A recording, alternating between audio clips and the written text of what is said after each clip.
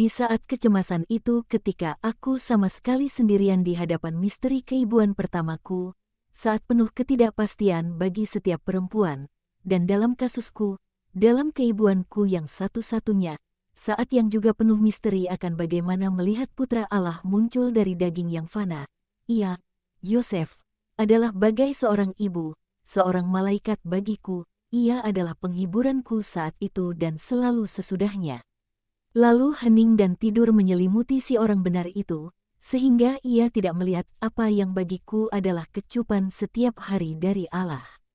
Dan mengenai aku, sesudah jeda kebutuhan-kebutuhan manusiawi, datanglah gelombang-gelombang ekstasi yang tak terkira dari suatu lautan surgawi dan mereka menaikkanku semakin tinggi di atas puncak cemerlang mereka dengan membawaku naik bersama mereka ke dalam suatu samudera terang, sukacita, damai, kasih, hingga aku lenyap dalam lautan Allah, pelukan Allah. Suatu suara dari bumi berbisik, "Apakah engkau tidur, Maria?" Oh, suara itu begitu jauh, suatu gema, suatu kenangan akan bumi. Dan begitu sayup hingga jiwaku tidak bergeming, dan aku tidak tahu bagaimana aku menjawab. Sementara aku naik bahkan terlebih tinggi ke kedalaman api, kebahagiaan tak terhingga. Pengetahuan terlebih dahulu akan Allah, naik kepadanya. Oh, apakah engkau yang dilahirkan dariku malam itu, atau apakah aku yang dilahirkan dari kecemerlangan Tritunggal? Apakah aku yang memberimu atau apakah engkau yang menyerapku untuk melahirkanku? Aku tidak tahu, dan lalu turun itu, dari paduan suara ke paduan suara, dari bintang ke bintang, dari awan ke awan, turun yang manis, perlahan, bahagia, damai, bagai sekuntum bunga yang dibawa naik tinggi ke langit oleh seekor elang dan lalu dijatuhkan, turun dengan perlahan, dalam sayap-sayap langit, yang dijadikan terlebih indah oleh tetesan hujan, oleh serpihan pelangi yang dicuri dari langit mendarat ke atas tanah asalnya. Mahkotaku, engkau dalam buayanku, duduk di sana, sesudah sujud menyembahmu, aku mengasihimu. Akhirnya aku dapat mengasihimu tanpa pembatas daging, dan aku bergerak dari sini untuk membawamu pada kasihnya, kasih dia yang, sepertiku, layak menjadi orang pertama yang mengasihimu. Dan di sini, di antara dua kolom desa ini, aku mempersembahkanmu kepada Bapa. Dan di sini engkau beristirahat untuk pertama kalinya dalam buayan Yosef. Lalu aku membedungmu dan bersama kami membaringkanmu di sini. Dan aku meninabobokanmu sementara Yosef mengeringkan jerami di api dan ketika sudah hangat dia menempatkannya di atas dadamu dan lalu kami berdua menyembahmu.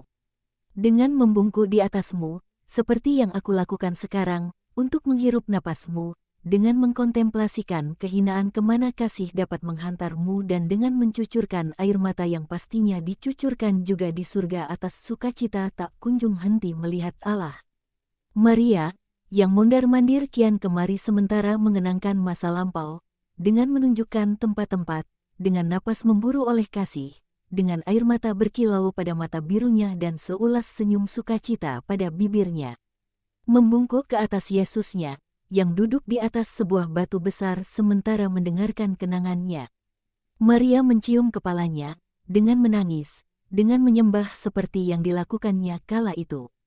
Dan kemudian para gembala, mereka di sini, menyembah dengan jiwa mereka yang baik dan dengan napas berat dunia yang masuk bersama mereka, dengan harum kemanusiaan mereka, kawanan ternak dan jerami, dan di luar ada para malaikat, di mana-mana, yang menyembah dengan kasih mereka, dengan madah-madah mereka yang tiada dapat diulang manusia ciptaan.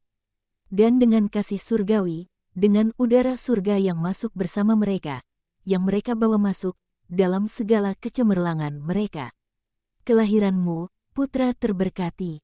Maria berlutut di samping putranya dan menangis emosional dengan kepalanya beristirahat pada lutut putranya. Tak seorang pun berani berbicara untuk beberapa waktu lamanya. Amat tersentuh hatinya. Mereka semua memandang sekeliling seolah mereka berharap melihat peristiwa itu diabadikan dalam lukisan di antara jaring-jaring laba-laba dan bebatuan kasar di sana.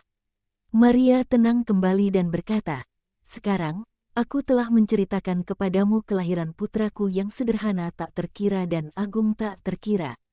Dengan hati kewanitaanku, bukan dengan kebijaksanaan seorang guru. Tidak ada lagi yang lainnya. Sebab itu adalah hal teragung di atas bumi, yang disembunyikan di bawah tampilan yang sangat biasa. Tetapi hari sesudahnya, dan lalu selanjutnya, banyak yang bertanya, di antaranya kedua Maria. Keesokan harinya, oh, sangat sederhana, aku adalah ibunda yang merawat bayinya, memandikannya dan membedungnya, seperti yang dilakukan setiap ibu. Aku biasa menghangatkan air sungai di atas perapian yang dinyalakan di sana, supaya asapnya tidak menyakiti mata biru kecilnya. Dan lalu di pojok yang paling teduh dalam sebuah bak tua aku memandikan anakku dan mengenakan kain bedung bersih padanya. Aku mencuci popoknya di sungai dan menjemurnya di luar di bawah matahari, dan itu adalah sukacita terbesarku. Aku menyusuinya dan ia menghisap dan menjadi lebih merah muda ronanya dan lebih bahagia. Pada hari pertama, pada saat yang paling hangat hari itu, aku duduk di sana untuk mengamatinya dengan lebih jelas. Cahaya yang remang-remang di sini, yang tidak masuk langsung dan lampu serta nyala perapian membuat semuanya tampak aneh. Aku pergi keluar sana, di bawah matahari, dan aku menatap pada inkarnasi Sabda. Bunda lalu menjadi mengenali putranya dan hamba Allah mengenali Tuhannya. Dan aku adalah seorang perempuan dan seorang penyembah. Kemudian rumah anak, hari-hari dekat buayanmu, langkah-langkah pertamamu, kata pertamamu. Tetapi itu terjadi kemudian, pada waktunya, dan tak ada suatu pun yang setara dengan saat kelahiranmu.